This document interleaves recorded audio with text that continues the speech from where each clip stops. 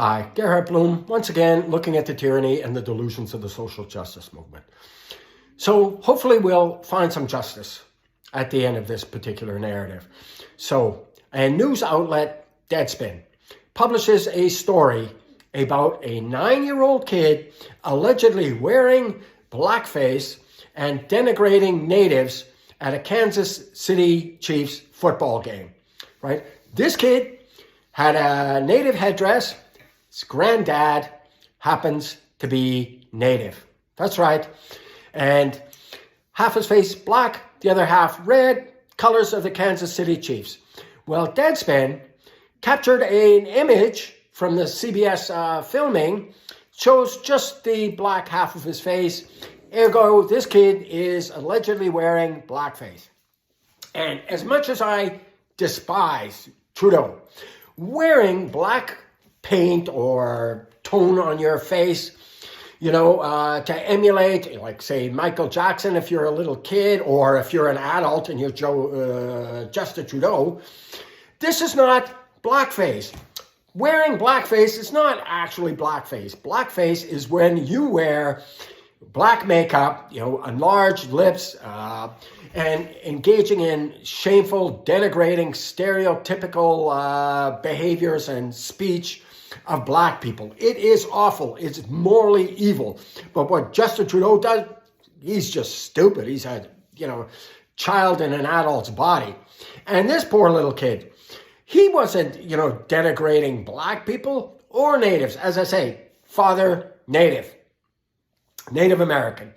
And moments after they showed this little kid, the camera pans around, shows a fan of the Raiders. Half a face black, half white. No, he wasn't racially confused and having hatred of himself because his father's black and his mother's white. No, the colors of the Raiders, black and white. So these guys, they accused the parents of teaching this kid racism and hatred. And this kid, being a 9-year-old child trying to enjoy a football game, and he becomes a subject of racialized hatred, and he's some alleged bigot. His family and this 9-year-old child received death threats. Do you think it's MAGA reporters, issuing death threats to this little kid? No, deluded leftists. And I've said this before. They are so vanishingly few white on black hate crimes, people gotta go and invent them. And no, I am not making this up. Black people are responsible for more racist hate crimes against whites than the reverse. And blacks are in a significant minority. Blacks are also responsible for most of those Asian hate crimes. And the attacks on Jews, I imagine, our Palestinian and Arab friends have picked up some of the slack, but blacks were, up until very recently, responsible for most of the attacks on Jewish people. That's right, black people. And Wilfred Riley, excellent book. He's a black social theorist. He wrote a book. That's right, there's enough of these fake racist hate crimes to fill a book. His book is Race Crime Hoaxes. That's right, filled an entire book of these alleged persecutions of black people, manufactured, staged by, very often, black people to gain, sympathy, oh, you're an oppressed victim. And, remember Jussie Smollett? Yeah, he's appealing his conviction because he's been sentenced to prison for his staged alleged hate crime. And all across the media, this poor guy almost lynched. It didn't smell past the sniff test. Absolutely, transparently ridiculous. Time after time, in the wake of these revelations of these hate crime hoaxes that cost people their reputations, like this poor 9-year-old kid and getting death threats, police spend thousands of dollars investigating, and time that they could be spent investigating real criminals, they're investigating this nonsense. And leftists, what do they say? Well, sure, That was fake.